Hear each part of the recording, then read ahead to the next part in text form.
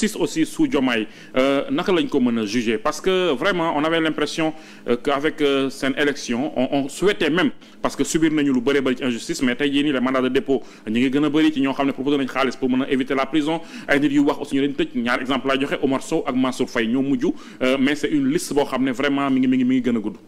waa Mamadou damay def rek benn précision. Nous avons tous lutté pour avoir l'indépendance de la justice. Ouais. C'est vrai qu'au Sénégal, nous avons des magistrats libres et indépendants.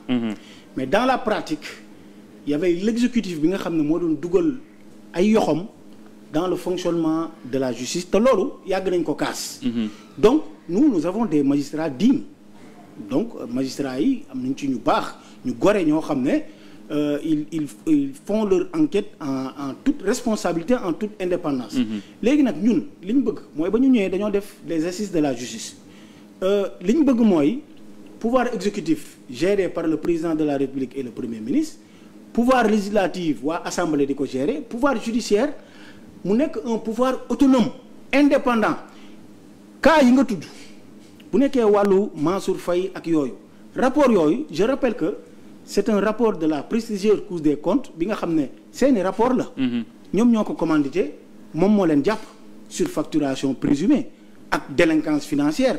Donc yeneen yi nga wax ay diffusion de fausses nouvelles mais Mamadou quand même dans un état de droit nul n'est au-dessus de la loi donc nekk ci télé. wala nekk Ousmane Sonko lu mu waxul justice bi amul. Ousmane Sonko ak ñenn ci waa Pastef lu ñu waxul justice bi amul on espérait que tey loolu moom dana fekk suñu ginnaaw. parce que aussi ku mel ne Omar Sow tenir des propos jëmale ko justice bi jëmale ko ci président de la République wala premier ministre. ce Sénégal doit dépasser ça. mais loolu moo graaw xam nga président de la République dafa ñëw toog ba mu jàkkaarloog seen naataangoo yi dafa wax leen ne on ne peut pas accepter nga nekk dans un état de droit nga jàpp ay góor des pères et des mères de famille nga leen saaga di leen xaar parce que lan sous le manteau d'un politicien mais ñun ñi di def politique gënuñu réew mi. ñoo ci gën a doy di sax. non saaga jaaduwul. mais xam nga je veux dire ay diffusion de fausses nouvelles mais loolu sos la mooy wax lu dul dëgg. yow nga ne nga toog ci plateau parce que lampe yi neex na clim bi tàkk na rek nga ne am na ku nekk parquet moom moo la wax ne dañoo war a nasaxal l'ancien ministre de la justice Ismaïla Madior Fall. Mais loolu c'est un mensonge, c'est un gros mensonge. Et pourtant quand le président Diomaye avait dit que ne magistrat yi nangam ak nangam mi ko jàppee gars yi dañoo détenu politique la. c'est ce que Pastef disait. non bokkul xam nga président Diomaye. musuñu ko jàppee pour diffusion de fausses nouvelles xam nga bu njëkk affaire est-ce que purul dañ lay jàpp ba pare du ut motif buñ la collé.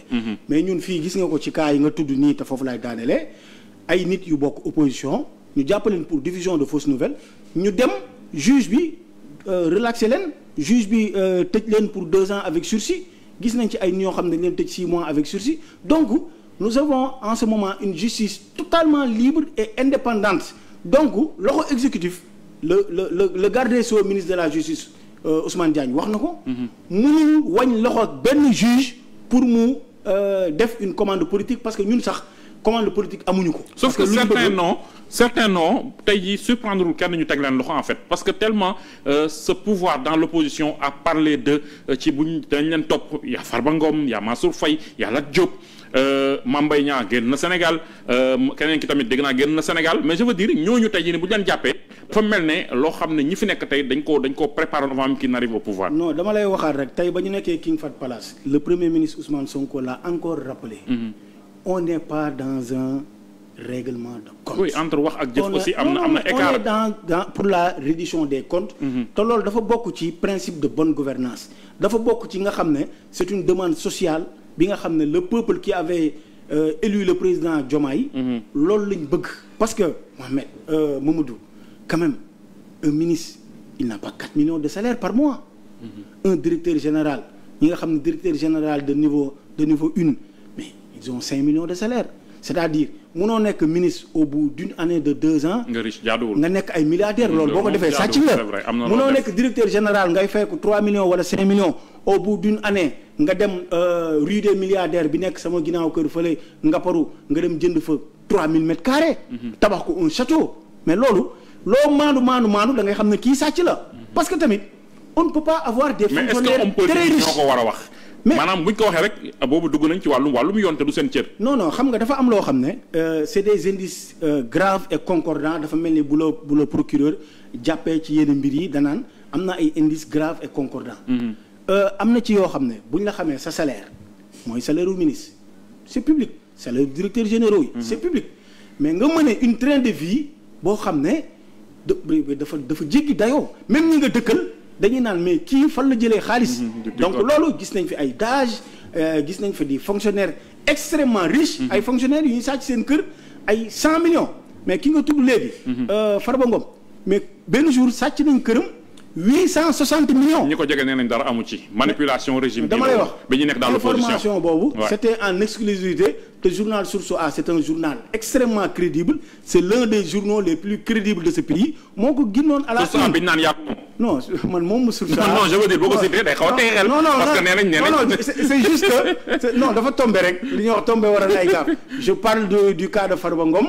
ma wax la journal bu ko kii dama lay jox beneen exemple semaine bi passé DIC a mis aux arrêts des délinquants yoo xam ne dañoo sàcc 150 chèques au trésor. mais journal Libération bu Cheikh Mbacké Guissé moo ko génnee à la une. ndax maa Cheikh Mbacké Guissé xanaa duñu ne man maa moom Libération. mais c'est juste à titre d'exemple mais Mamadou 150 chèques au trésor ñu jox ko ay Samba Boy ay transitaires. ay agents du trésor. transitaires yi dem di ci fay douane man gis naa ci koo xam ne 600 millions. mais c'est-à-dire les Sénégalais ne savent pas la boucherie financière qui existait dans ce pays. mais ndóol bi ñu nekkee nii. mais parce que xam nga 150 chèques la ñu wax ne moom la ñu gis mais combien de milliers de chèques du trésor ont disparu dans la nature. ñoo génn bien avant. donc je pense que pour en terminer. le premier ministre wax la bonne gouvernance loolu reddition des comptes c'est un pilier de la bonne gouvernance et je pense que jàpp ñu fi kenn pour un délit politique jàpp ñu fi kenn parce que da nga àndul ak ñun ci suñu vision politique. rapport yi seen rapport la moom moo leen jàpp. pour corruption présumée pour surfacturation présumée pour association de malfaiteurs présumés et je pense que commission d'instruction aussi bien le parquet le pôle judiciaire financier oui. Ce sont des magistrats intègres dignes crédibles koo xam ne dañoo ragal yàlla ba ñuy jàng xamuñu Sonko xamuñu Diomaye et ils mènent leurs enquêtes en toute responsabilité.